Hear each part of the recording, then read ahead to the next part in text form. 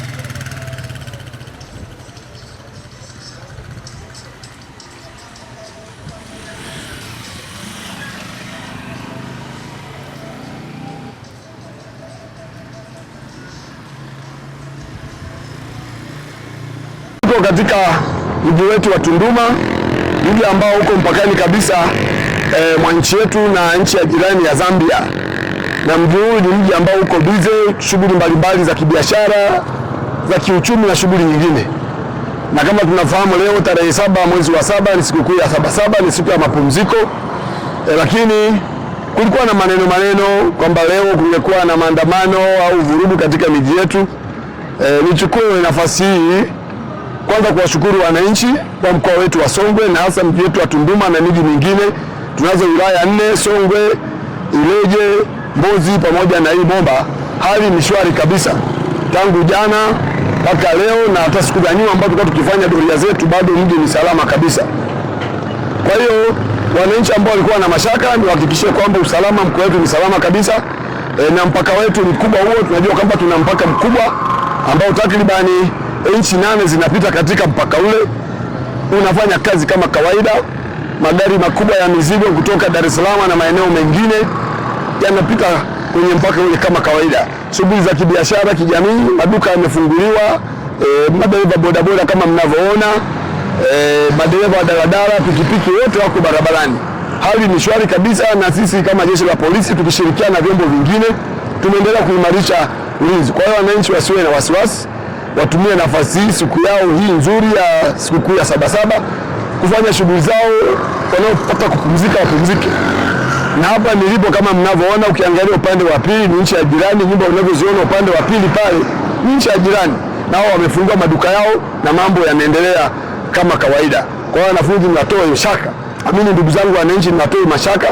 Mtakapoona magari ya polisi na vyombo vingine ni kwa ajili tu ya usalama wa mkoa wetu, kwa hiyo msiwe na mashaka. Na kweli hapa Tunduma kwa hali ya leo pametulia, ni kulingana na hali ya ulinzi wameimarika, wapo salama, na sisi raia wametufanya tuwe salama.